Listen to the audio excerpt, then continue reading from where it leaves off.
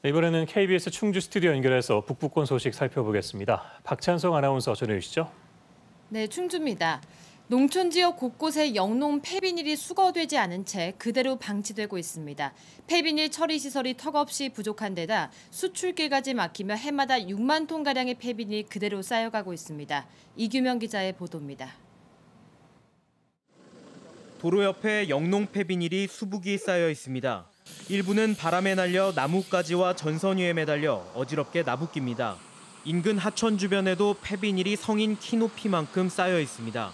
모두 인근 농민들이 농사를 짓는 데 사용한 폐자재입니다. 영농 폐비닐 수거와 처리 업무는 한국환경공단이 대행하고 있는데 버려진 폐비닐을 제때 수거하지 못하고 있는 겁니다. 수거 배정 물량이 한 거의 10년째 이상 같은 양으로 이어오고 있습니다. 그러다 보니까 발생량은 많은데 수거 자체가 안 되기 때문에 환경공단이 관리하는 폐비닐 집화장도 이미 포화 상태입니다.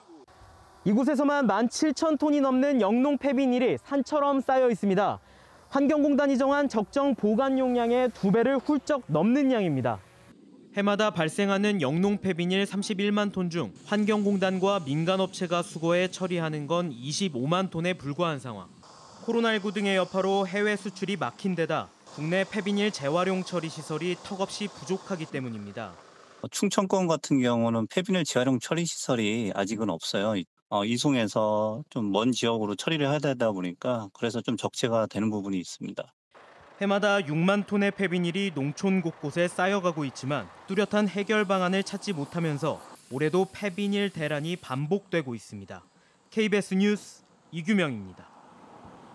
네, 환경보호와 자원 재활용을 위해 영농 폐비닐 처리가 조속히 진행됐으면 합니다. 자, 다음은 제천 소식이네요.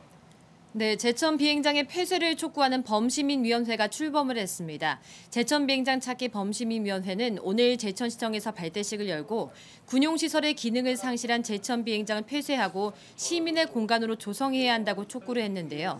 이들은 제천 시민의 오랜 수건인 비행장 폐쇄를 위해 국회와 국방부 항의 방문, 범시민 서명운동 등을 진행할 계획입니다. 지난 1950년대 항공훈련 목적으로 설치된 제천 비행장은 1975년 재정비 이후 30년 넘게 항공기 이착륙이 전혀 없어 사실상 기능을 상실한 상태였는데요. 제천시는 그동안 비행장이 각종 도시계획 수립에 걸림돌이 되는 데다 국방부의 관리 부실로 흉물로 방치되고 있다며 폐쇄를 요구해 왔습니다. 네, 최근 BTS의 뮤직비디오 촬영장으로도 잘 알려진 곳이 제천 비행장인데요. 효율적인 활용 방안이 조속히 마련되길 바랍니다. 자, 다음은 음성군 소식이네요. 네, 음성군이 미래 먹거리 산업으로 시스템 반도체 산업을 집중 육성합니다. 정부가 올해 발표한 K-반도체 전략과 연계를 한 시스템 반도체 산업 육성 계획을 수립한 건데요.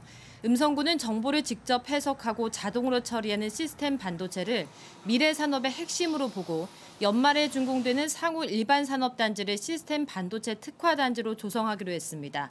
또 지역 35개 반도체 기업이 참여를 하는 협의체를 구성해 산업 활성화 방안을 논의하고 충북 반도체 고등학교 등과 연계를 해 전문 인력 양성을 지원할 계획입니다. 지금까지 충주에서 전해드렸습니다.